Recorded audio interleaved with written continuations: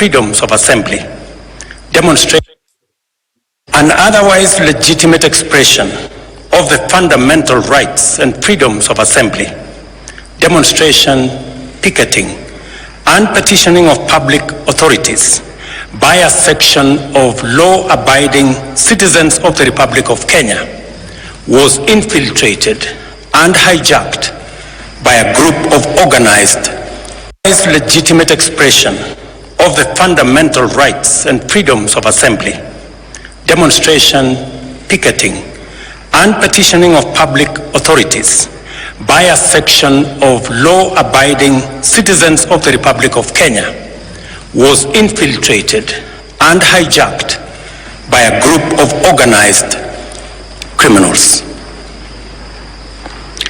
Most regrettably, today's attack on Kenya's constitutional order has resulted in the loss of lives, also destruction of property and desecration of institutions and emblems of our sovereignty.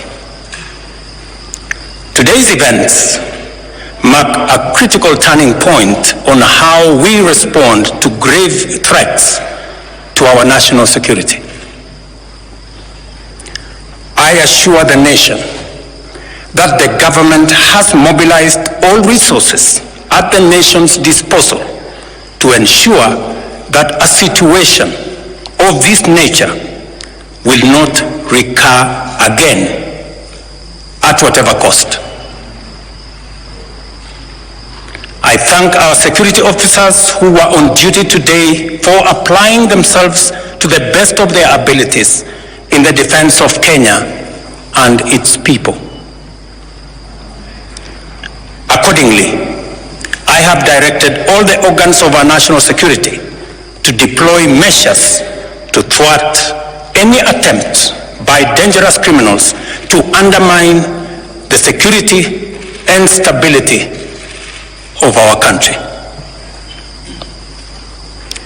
As the people of Kenya go to bed tonight, I give you my assurance that your security, that of your families and property remains my utmost priority.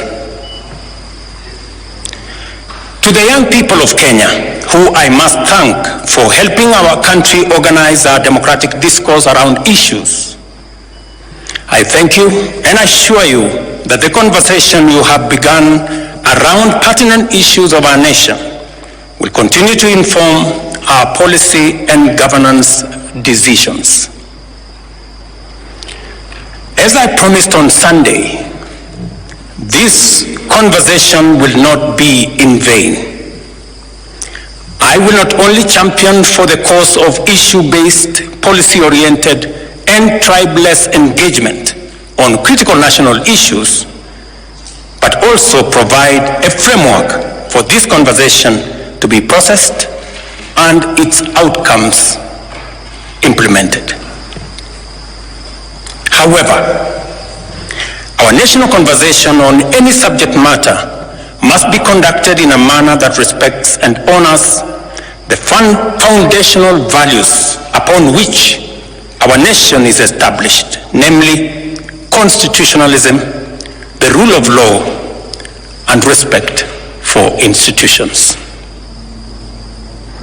It is very painful for Kenya that a conversation this crucial was hijacked by dangerous people who have caused us the kind of loss we have incurred as a nation today.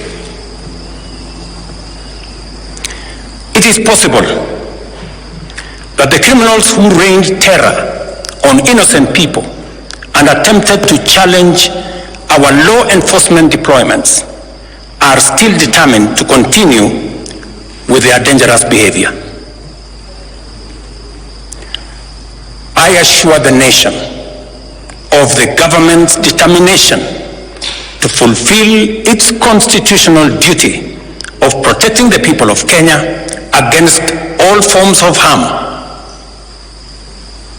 I hereby put on notice the planners, financiers, orchestrators, and abettors of violence and anarchy, that the security infrastructure established to protect our republic and its sovereignty will be deployed to secure the country and restore normalcy. It is not in order or even conceivable that criminals pretending to be peaceful protesters can rain terror against the people, their elected representatives, and the institutions established under our Constitution, and expect to go scot-free. We must isolate crime from democratic expression and separate criminals from people exercising the freedom of expression and divergent opinion.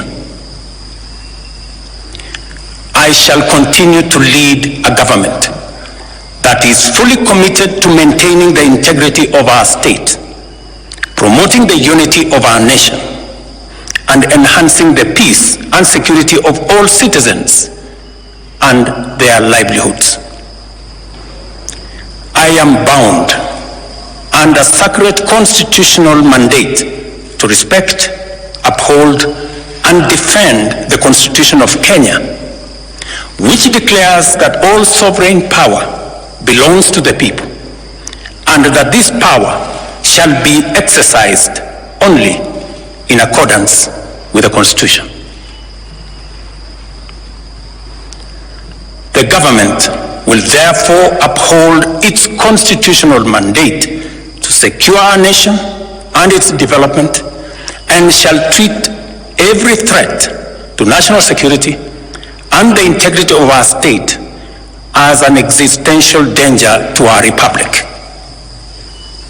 Accordingly, I assure Kenyans that we shall provide a full, effective, and expeditious response to today's treasonous events. Thank you. Is accusing organized criminals of orchestrating or organizing the protests which we have witnessed in various towns across the country. But in his speech, he failed to name them, to name who is behind these protests, which we believe, or which many Kenyans believe that they are organic protests by Kenyans who will be affected by the finance bill in their ways of life, in their business, and in their everyday life. So that was the speech by the President, William Ruto, addressing the events of today, the peaceful protests which happened in Nairobi. And he has also mentioned that the protests are organized by criminals, but he did not name them, which means probably he doesn't know who is organizing.